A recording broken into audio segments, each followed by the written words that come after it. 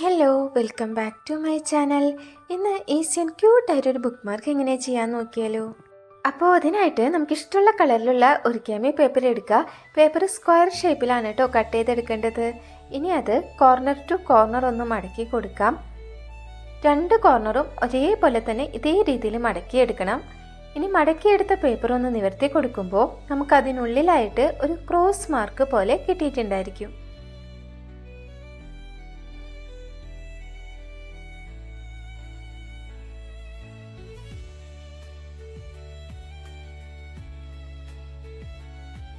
ഇനി അതിൻ്റെ ഏതെങ്കിലും ഒരു കോർണറിൽ നിന്ന് സെൻറ്ററിലേക്കായിട്ട് നമുക്കൊന്ന് കട്ട് ചെയ്ത് കൊടുക്കാം.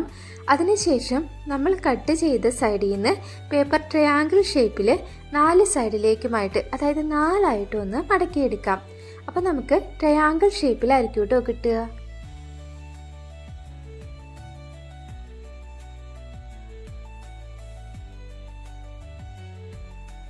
ലാസ്റ്റത്തെ പേപ്പർ മടക്കിയെടുക്കുന്ന സമയത്ത് അതിന് തൊട്ട് ഫ്രണ്ടിലുള്ള പേപ്പറിലേക്കായിട്ട് നമുക്കിതൊന്ന് ഗം ഉപയോഗിച്ച് ഒട്ടിച്ചു കൊടുക്കാം.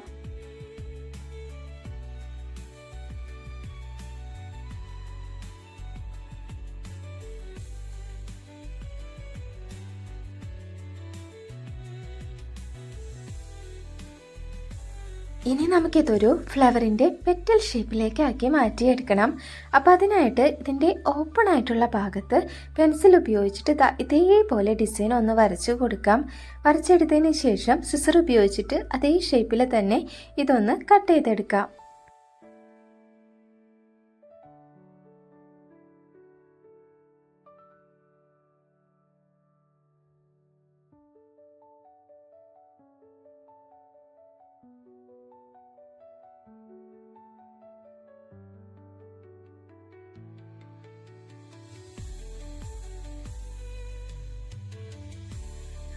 ഇനി നമുക്ക് സ്കെച്ച് പെൻ ഉപയോഗിച്ച് ഒരു പൂവിൻ്റെ ഇതള് പോലെ നമുക്കിതൊന്ന് വരച്ചെടുക്കാം.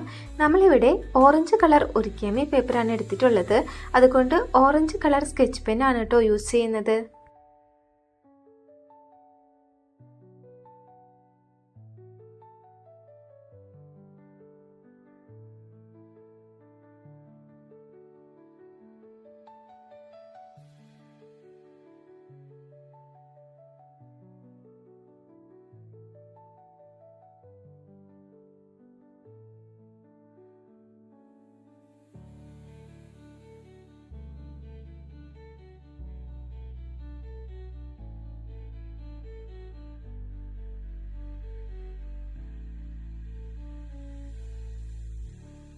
അപ്പോൾ നല്ല എസ്തറ്റിക് വൈബിലുള്ള ഈ ഒരു ബുക്ക് മാർക്ക് ഇഷ്ടപ്പെട്ടാൽ എല്ലാവരും ചെയ്ത് നോക്കുക.